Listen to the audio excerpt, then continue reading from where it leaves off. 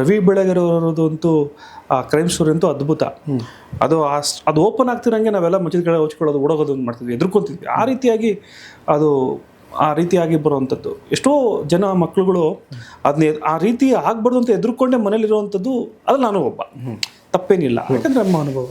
ಆಗ 498A ಮತ್ತು ಈ ಡೊಮೆಸ್ಟಿಕ್ ವೈಲೆನ್ಸ್ ಇದಕ್ಕೆಲ್ಲನೂ ಕೂಡ ತುಂಬ ಸ್ಟ್ರಿಕ್ಟ್ ಆ್ಯಕ್ಷನ್ನು. ಪೊಲೀಸ್ ಸ್ಟೇಷನ್ಗೆ ಕಂಪ್ಲೇಂಟ್ ಕೊಟ್ಟರೆ ಸಾಕು, ಇಮ್ಮಿಡಿಯೇಟ್ ಅರೆಸ್ಟ್.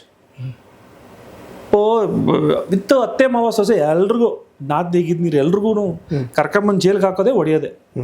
ಬರೀ ಗಂಡನ್ನ ಕರ್ಕೊಂಬಂದು ಪೊಲೀಸರು ಹೊಡೆಯೋಕ್ಕೋಸ್ಕರನೇ ದುಡ್ಡು ಕೊಡ್ತಿದ್ರು ಹೆಣ್ಮಕ್ಳು ಪೊಲೀಸರಿಗೆ, ಅವ್ರ ಗಂಡನ ಓಡಿಸ್ಬೇಕು ಅಂತಾನೆ. ಅಂದರೆ ದ್ವೇಷ, ಒಂದೇ ಕುಟುಂಬದಲ್ಲಿ ಗಂಡ ಹೆಂಡತಿಯಾಗಿ ಸಂಸಾರ ಮಾಡಿದ್ರು ಕೂಡ ಆ ದ್ವೇಷ ಅವರಲ್ಲಿ ಬರೋದು. ಏನಿಲ್ಲ ಸರ್, ನಾನೇನು ತಪ್ಪಿಲ್ಲ, ಏನಿಲ್ಲ, ಹಂಗೆ ಮಾಡೋದು ಹಿಂಗೆ ಮಾಡೋದು, ಹಳ್ಳಿ ಭಾಷೆ, ಭಾಷೆಗಳ ಬೇರೆ ಇರ್ತಾವಲ್ಲ, ಏನೇನೋ ಮಾಡಿ ಹಂಗೆ ಹಿಂಗೆ ಅದು ಇದು ಆಯಿತು, ನಾಳೆ ಕೋರ್ಟಿದೆ ಬಂದುಬಿಡಿ, ಸಮನ್ಸು ಈಗ ತೊಗೊಂಬಿಟ್ಟು ಬಂದುಬಿಡಿ ಕೋರ್ಟ್ ಒಳಗಡೆ, ಏನೋ ಒಂದು ಒಳ್ಳೇದು ಮಾಡಿ ಸರ್, ನಾವು ಲಾಯರ್ಗೆ ಎರಡಕ್ಕೆ ಮತ್ತೆ ದುಡ್ಡಿಲ್ಲ ಸರ್, ನಾನು ಹಿಂಗೆ ಮಾಡೋದು, ಇದು ಮಾಡೋದು ಅಂತೆಲ್ಲ ಅಂದರು. ಸರಿ ಬನ್ನಿ, ಏನೋ ಒಂದು ಮಾಡೋಣ, ನೀವು ಫಸ್ಟ್ ಕೋರ್ಟ್ ಬಂದುಬಿಡಿ, ಲಾಯರ್ ಇಡ್ತೀವಿ ಅಂತಾದ್ರೆ ಹೇಳ್ಬಿಡಿ. ಒಂದು ದಿನ ಒಂದೊಂದು ಮಾಹಿತಿ ಬರುತ್ತೆ ಸರ್, ಕೇಸ್ ಹಾಕಿ ಒಂದು 2 ವರ್ಷ ಆದಮೇಲೆ ಅಥವಾ ಸೂಸೈಡ್ ಮಾಡ್ಕೊಂಡು ಸತ್ತೋದ ಅಂತ.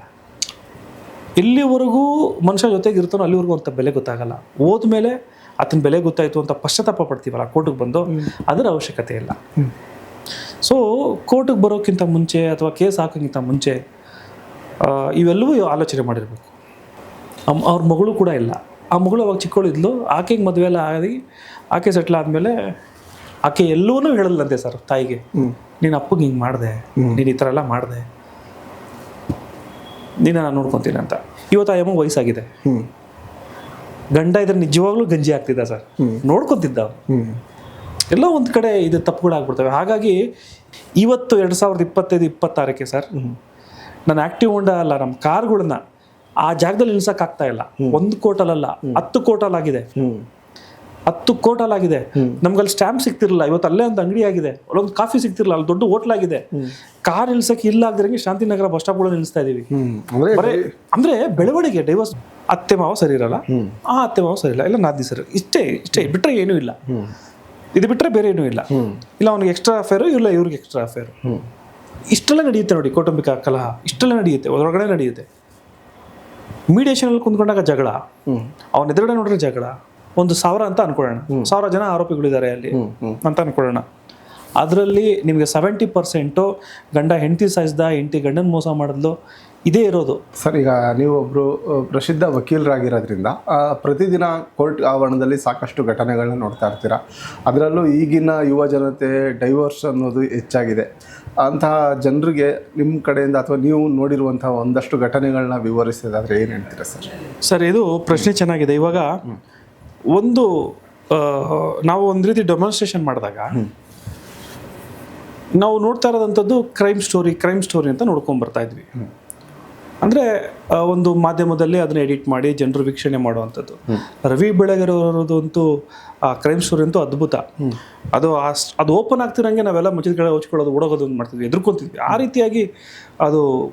ರೀತಿಯಾಗಿ ಬರುವಂಥದ್ದು ಎಷ್ಟೋ ಜನ ಮಕ್ಕಳುಗಳು ಅದನ್ನ ಆ ರೀತಿ ಆಗ್ಬಾರ್ದು ಅಂತ ಎದುರ್ಕೊಂಡೆ ಮನೇಲಿರುವಂಥದ್ದು, ಅದು ನಾನು ಒಬ್ಬ, ತಪ್ಪೇನಿಲ್ಲ, ಯಾಕಂದರೆ ನಮ್ಮ ಅನುಭವ.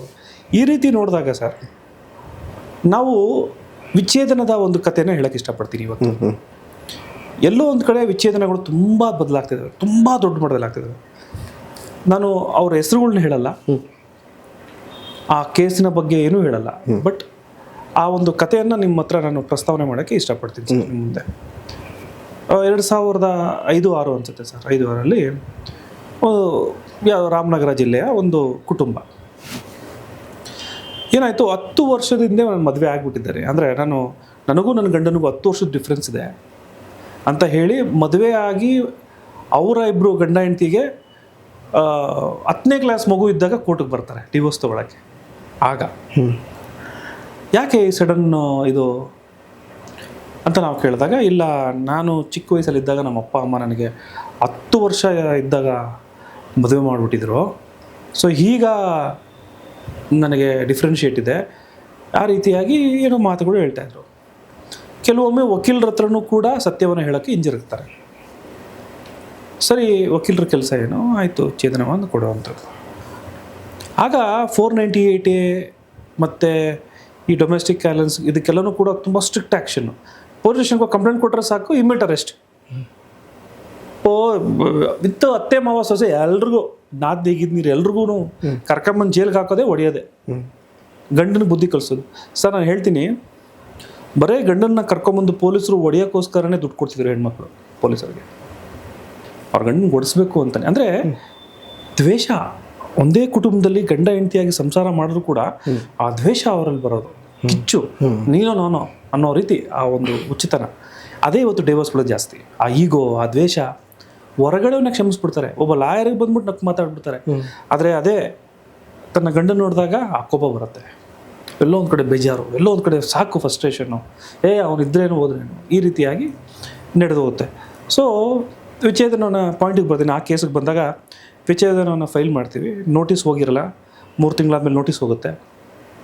6 ತಿಂಗಳಾದ್ರೂ ಕೇಸು ಏನೂ ಪ್ರಾರಂಭವೇ ಆಗಲ್ಲ. ಆಗ ಈಕೆ ಹೇಳ್ತಾರೆ, ಸರ್ ನೀವು ಒಂದ್ಸರಿ ಫೋನ್ ಮಾಡಿ ಮಾತಾಡ್ಬೋದಲ್ಲ ಅಂತ ನಮ್ಮ ಸೀನಿಯರ್ಗೆ. ನಮ್ಮ ಸೀನಿಯರ್ ಆಯಿತು ಟ್ರೈ ಮಾಡೋಣ, ಮಾತಾಡೋಣ ಅಂತ ಹೇಳಿ ಫೋನ್ನ ತೊಗೊಂಡು ಮಾತಾಡಿದಾಗ, ಸರಿ ಸೀನಿಯರು ಫಸ್ಟ್ ಏನು ಮಾಡ್ಕೊಂಡು ನಾವು ಪರಿಚಯ ಮಾಡ್ಕೊಡ್ಬೇಕಲ್ಲ ಜೂನಿಯರ್ಸು. ಸರಿ ನಾನು ಫೋನ್ ಮಾಡಿ ಅವ್ರಿಗೆ ಕೊಡ್ತೀನಿ, ನಾನೇ ಮಾತಾಡ್ತೀನಿ ಒಂದು 2 ನಿಮಿಷ, ಹಿಂಗೆ ನಾವು ಅಪೋಸಿಟ್ ಅಡ್ವೊಕೇಟು, ನಿಮ್ಮ ಹೆಂಡತಿ ಹಿಂಗೆ ಹಾಕ್ಬಿಡ್ತಾರೆ. ಆಗ ನಮ್ಗೆ ಗೊತ್ತಾಗುತ್ತೆ ಪಾಪ ಆತ ನೊಂದೋಗಿರೋವಂಥ ಮನುಷ್ಯ, ಹೆಂಡತಿಗೆ ಏನು ಬೇಕೋ ಎಲ್ಲನೂ ಕೊಟ್ಟಿರೋವಂಥದ್ದು, ಸ್ಯಾಕ್ರಿಫೈಸ್ ಮಾಡಿರೋವಂಥದ್ದು, ಒಂದು ಮೆಟಡೋರ್ನ ಓಡಿಸ್ತಾ ಇರೋವಂಥದ್ದು, ಒಂದಿನ ಹಾಕಿರೋ ಶರ್ಟ್ನ 1 ವಾರ ಎಲ್ಲ ಹಾಕಿರೋವಂಥದ್ದು. ಈಗ ಸಮಯ ಬದಲಾಗಿದೆ. ಇಷ್ಟು ಕಷ್ಟಪಟ್ಟಾದಾಗ ಹೆಣ್ಮಗಳಿಗೆ ಬೇರೆ ರೀತಿಯಾದ ಆಕಾಂಕ್ಷೆಗಳು, ಆಸೆಗಳು ತುಂಬ ಬಂದಿದೆ. ಅದು ಏನೂ ತಪ್ಪಿಲ್ಲ, ಇದು ಏನು ತಪ್ಪಿಲ್ಲ. ಸೊ ಅವನೇನು ಬೇರೆ ಏನೂ ಇಲ್ಲ, ರಿಲೇಷನ್ಶಿಪ್ ಏನೂ ಇಲ್ಲ, ಬೇರೆದೇನೂ ಇಲ್ಲ. But still she want divorce. ಅವ್ನು ಬೇಡ ಅಷ್ಟೇ, ಆಕೆಗೆ ಮತ್ತೇನು ಬೇಕು ಅನ್ನೋದು ನಮ್ಗೆ ಗೊತ್ತಿಲ್ಲ. ಸೊ ಈ ರೀತಿ ಪೊಲೀಸರುಗಳು ಟಾರ್ಚರ್ ಕೊಡ್ತಾರೆ ಸರ್ ಅವನಿಗೆ. ನಾವು ಫೋನ್ ಮಾಡಿಬಿಟ್ಟು ಬನ್ನಿರಿ ಕೋರ್ಟಿಗೆ ಬನ್ನಿರಿ ಅಂತ ನಾವು ಕರಿತೀವಿ.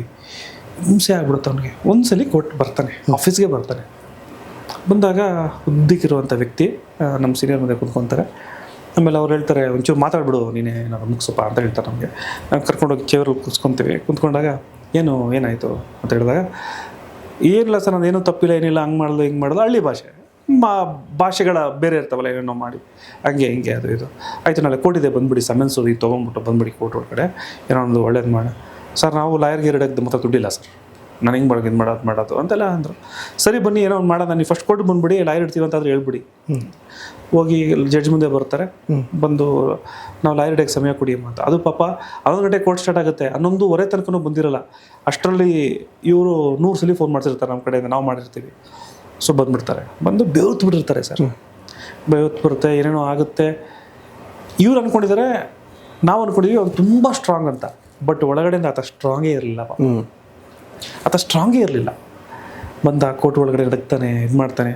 ಇಲ್ಲೋ ಒಂದು ಕಡೆ ಬೇಸರ, ಅಯ್ಯೋ ಪಾಪ ಅಲ್ವಾ, ಏನೋ ಮಾಡಿ. ಸರ್ ಮಗಳಿದ್ದಾಳೆ, ಫಸ್ಟ್ PUC, ದೊಡ್ಡಳಾಗಿದ್ದಾಳೆ, ಅವಳ ಕತೆ ಏನು, ಯಾವುದೋ ನಮ್ಮದು ಒಂದು 2 ಎಕರೆ ಜಾಗ ಇದೆ, ನಾವು ಮಾರ್ಬಿಟ್ಟು ಬೇಕಾದ್ರೆ ಮಗಳಿಗೆ ಏನಾರು ಮಾಡೋಣ ಸರ್. ಆ ಥರ ಈಗ ಇಲ್ಲ ನಂಗೆ ಬೇಡವೇ ಬೇಡ ಅನ್ನೋವಂಥದ್ದು.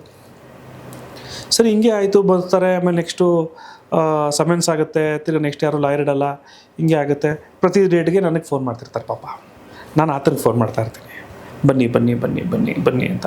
ಎಲ್ಲೋ ಒಂದು ಕಡೆ ಆ ಸ್ನೇಹ ಬೆಳೆದ್ಬಿಡುತ್ತೆ. ಸರ್ ಚೆನ್ನಾಗಿದ್ದೀರಾ ಸರ್, ಊಟ ಮಾಡಿದ್ರೆ ಸರ್ ಅಂತ ಪಾಪ ಆತ ಅವ್ರಂಗೆ ಮಾತಾಡ್ತಿರ್ತಾರೆ. ನಾವು ಸರ್ ಬಂದುಬಿಡಿ ಸರ್ ಅಂತ. ಹಿಂಗೆ ಒಂದು ದಿನ ಒಂದೊಂದು ಮಾಹಿತಿ ಬರುತ್ತೆ ಸರ್, ಕೇಸ್ ಹಾಕಿ 1-2 ವರ್ಷ ಆದಮೇಲೆ ಆತ ಸೂಸೈಡ್ ಮಾಡ್ಕೊಂಡು ಸತ್ತೋದ ಅಂತ. ಸೊ ಈಗಾಗ್ಬಿಡ್ತವೆ. ಸೂಸೈಡ್ ಮಾಡ್ಕೊಂಡು ಸತ್ತ ಮೇಲೆ ಇವ್ರ ಬಿಹೇವಿಯರ್ ಚೇಂಜ್ ಆಗೋಯ್ತು. ಅಯ್ಯೋ ನನ್ನ ಗಂಟು ಸತ್ತೋದ ಅಂತ ಅಂದರು. 2 ವರ್ಷದಿಂದ ಕೇಸ್ ನೋಡ್ತಾ ಇದ್ದೀವಿ, ಎಲ್ಲ ಬೈದಿದ್ದೆ, ಎಲ್ಲ ಅಂದಿದ್ದೆ. ಇವತ್ತು ಸಡನ್ನಾಗಿ ಸತ್ತೋದ್ಮೇಲೆ ನಿಮ್ಗೇನು ಜ್ಞಾನೋದಯ ಆಗುತ್ತೆ ಕೇಳೋಂಗಿಲ್ಲ ನಮಗೆ. ಏನಪ್ಪ ಚೇಂಜು ಅಂದರೆ, ನನ್ನ ಮಾಹಿತಿ ಏನು ಅಂದರೆ, ಯಾವುದೋ ಒಂದು ಕತೆ ಹೇಳ್ಬಿಟ್ಟೆ ಅಥವಾ ಅಂಥದ್ದು ಅನ್ನೋದಲ್ಲ ಸರ್. ನನ್ನ ವಿಷಯ ಹೇಳೋ ಏನು ಅಂದರೆ, ಎಲ್ಲಿವರೆಗೂ ಮನುಷ್ಯ ಜೊತೆಗೆ ಇರ್ತಾನೋ ಅಲ್ಲಿವರೆಗೂ ಅಂತ ಬೆಲೆ ಗೊತ್ತಾಗಲ್ಲ. ಹೋದ್ಮೇಲೆ ಆತನ ಬೆಲೆ ಗೊತ್ತಾಯಿತು ಅಂತ ಪಶ್ಚಾತ್ತಾಪ ಪಡ್ತೀವಲ್ಲ ಕೋರ್ಟಿಗೆ ಬಂದು, ಅದರ ಅವಶ್ಯಕತೆ ಇಲ್ಲ. ಸೊ ಕೋರ್ಟಿಗೆ ಬರೋಕ್ಕಿಂತ ಮುಂಚೆ ಅಥವಾ ಕೇಸ್ ಹಾಕೋಕ್ಕಿಂತ ಮುಂಚೆ ಇವೆಲ್ಲವೂ ಆಲೋಚನೆ ಮಾಡಿರಬೇಕು. ನಂತರ ಈಗ 2022 ಏನೋ ಗೊತ್ತಾಯಿತು, ಅವ್ರ ಮಗಳು ಕೂಡ ಆಕೆನೇ ಬಿಟ್ಟುಂಟೋದ್ರಂತೆ. ಅವ್ರ ಮಗಳು ಕೂಡ ಇಲ್ಲ. ಆ ಮಗಳು ಅವಾಗ ಚಿಕ್ಕವಳಿದ್ಲು. ಆಕೆಗೆ ಮದುವೆ ಎಲ್ಲ ಆಗಿ ಆಕೆ ಸೆಟ್ಲ್ ಆದಮೇಲೆ ಆಕೆ ಎಲ್ಲವನ್ನೂ ಹೇಳಲ್ಲಂತೆ ಸರ್ ತಾಯಿಗೆ. ನೀನು ಅಪ್ಪಗೆ ಹಿಂಗೆ ಮಾಡಿದೆ, ನೀನು ಈ ಥರ ಎಲ್ಲ ಮಾಡಿದೆ, ನೀನು ನಾನು ನೋಡ್ಕೊತೀನಿ ಅಂತ. ಇವತ್ತು ಆ ಯಮ್ಮ ವಯಸ್ಸಾಗಿದೆ, ಗಂಡ ಇದ್ರೆ ನಿಜವಾಗ್ಲೂ ಗಂಜಿ ಆಗ್ತಿದ್ದ ಸರ್, ನೋಡ್ಕೊತಿದ್ದ. ಎಲ್ಲ ಒಂದು ಕಡೆ ಇದು ತಪ್ಪುಗಳಾಗ್ಬಿಡ್ತವೆ. ಹಾಗಾಗಿ ಇದು ಈಗ 2015 ನಂತರ ಇದೆಯಲ್ಲ, ಮೊದಲು 2007-8ರಲ್ಲಿ ಸರ್ ಶಾಂತಿನಗರದಲ್ಲೇ ಕೋರ್ಟ್ ಇತ್ತು. ಒಂದೇ ಕೋರ್ಟ್ ಅಲ್ಲೂ ಸರ್, ನಾನು ಆಕ್ಟಿವ್ ಹೊಂಡದಲ್ಲಿ ಹೋದ್ರೆ ಕೋರ್ಟ್ ಹಾಕಿದ್ರೆ ಮರದ ಕೆಳಗಡೆ ಗಾಡಿ ಇಳಿಸಿದ್ರೆ ಬೈಲುದ್ರೆ ಜಾಗ, ಫೈಲ್ ಇಟ್ಕೊಂಡು ಹೋಗ್ತಿದ್ವಿ ಡೈವರ್ಸ್ ಕೇಸ್ಗೆ. ಇವತ್ತು 2025-26ಕ್ಕೆ ಸರ್, ನಾನು ಆಕ್ಟಿವ್ ಹೊಂಡ ಅಲ್ಲ, ನಮ್ಮ ಕಾರ್ಗಳನ್ನ ಆ ಜಾಗದಲ್ಲಿ ನಿಲ್ಸಕ್ಕಾಗ್ತಾ ಇಲ್ಲ. ಒಂದು ಕೋರ್ಟಲ್ಲ, 10 ಕೋರ್ಟಲ್ಲಾಗಿದೆ. 10 ಕೋರ್ಟಲ್ಲಾಗಿದೆ. ನಮ್ಗಲ್ಲಿ ಸ್ಟ್ಯಾಂಪ್ ಸಿಗ್ತಿರಲಿಲ್ಲ, ಇವತ್ತು ಅಲ್ಲೇ ಒಂದು ಅಂಗಡಿ ಆಗಿದೆ, ಅಲ್ಲೊಂದು ಕಾಫಿ ಸಿಗ್ತಿರಲಿಲ್ಲ, ಅಲ್ಲಿ ದೊಡ್ಡ ಹೋಟ್ಲ್ ಆಗಿದೆ. ಕಾರ್ ನಿಲ್ಸಕ್ಕೆ ಇಲ್ಲ ಆಗದಿರಂಗೆ ಶಾಂತಿನಗರ ಬಸ್ ಸ್ಟಾಪ್ಗಳು ನಿಲ್ಲಿಸ್ತಾ ಇದೀವಿ. ಅಂದ್ರೆ ಬೆಳವಣಿಗೆ, ಡೈವರ್ಸ್ ಬೆಳವಣಿಗೆ ಜಾಸ್ತಿ ಆಗ್ತಾ ಇದೆ. ಎಲ್ರದ್ದು ಒಂದೇ ಕಾರಣ, ಒಂದು ಗಂಡ ಸರಿ ಇರಲ್ಲ, ಒಂದು ಹೆಂಡತಿ ಸರಿ ಇರಲ್ಲ, ಅತ್ತೆ ಮಾವ ಸರಿ ಇರಲ್ಲ, ಆ ಅತ್ತೆ ಮಾವ ಸರಿ ಇಲ್ಲ, ಇಲ್ಲ ನಾದಿ ಸರಿ, ಇಷ್ಟೇ ಬಿಟ್ರೆ ಏನೂ ಇಲ್ಲ. ಇದು ಬಿಟ್ರೆ ಬೇರೆ ಏನೂ ಇಲ್ಲ. ಇಲ್ಲ ಅವ್ನಿಗೆ ಎಕ್ಸ್ಟ್ರಾ ಅಫೇರು, ಇಲ್ಲ ಇವ್ರಿಗೆ ಎಕ್ಸ್ಟ್ರಾ ಅಫೇರು. ಇಷ್ಟೆಲ್ಲ ನಡೆಯುತ್ತೆ ನೋಡಿ, ಕೌಟುಂಬಿಕ ಕಲಹ ಇಷ್ಟೆಲ್ಲ ನಡೆಯುತ್ತೆ, ಹೊರಗಡೆ ನಡೆಯುತ್ತೆ. ಮೀಡಿಯೇಷನಲ್ಲಿ ಕುಂತ್ಕೊಂಡಾಗ ಜಗಳ, ಅವನ ಎದುರುಗಡೆ ನೋಡ್ರೆ ಜಗಳ, ಪೊಲೀಸ್ ಅರೆಸ್ಟ್ ಮಾಡಿಸ್ತಾರೆ, ಪೊಲೀಸ್ ಕರ್ಕೊಂಡು ಹೋಗ್ಬೇಕಂದಾಗ ಆತನ ಕೋಪ, ಈಕೆಗೆ ಸಮಾಧಾನ, ಇನ್ನೂ ಕೋಪ. ಸರ್ ಇವತ್ತು ಜೈಲ್ನಲ್ಲಿ ಎಷ್ಟು ಜನ ಇದ್ದಾರೋ ಕ್ರೈಮ್ಸ್ಗಳಲ್ಲಿ, ಒಂದು 1000 ಅಂತ ಅನ್ಕೊಳ್ಳೋಣ, 1000 ಜನ ಆರೋಪಿಗಳಿದ್ದಾರೆ ಅಲ್ಲಿ ಅಂತ ಅನ್ಕೊಳ್ಳೋಣ. ಅದರಲ್ಲಿ ನಿಮಗೆ 70% ಗಂಡ ಹೆಂಡತಿ ಸಾಯಿಸ್ದ, ಹೆಂಡತಿ ಗಂಡನ ಮೋಸ ಮಾಡಿದ್ಲು, ಇದೇ ಇರೋದು. ಈ 420 ಚೀಟಿಂಗು, ಮರ್ಡರ್ ಕೇಸು ಒಂದು 10-20%. ಮಿಕ್ಕಿದೆಲ್ಲ ಅತ್ತೆ ಮಾವ ಸೊಸೆ ಕೊಲೆ, ಇದು 490 ಇವೇ ಇದಾವೆ ಸರ್.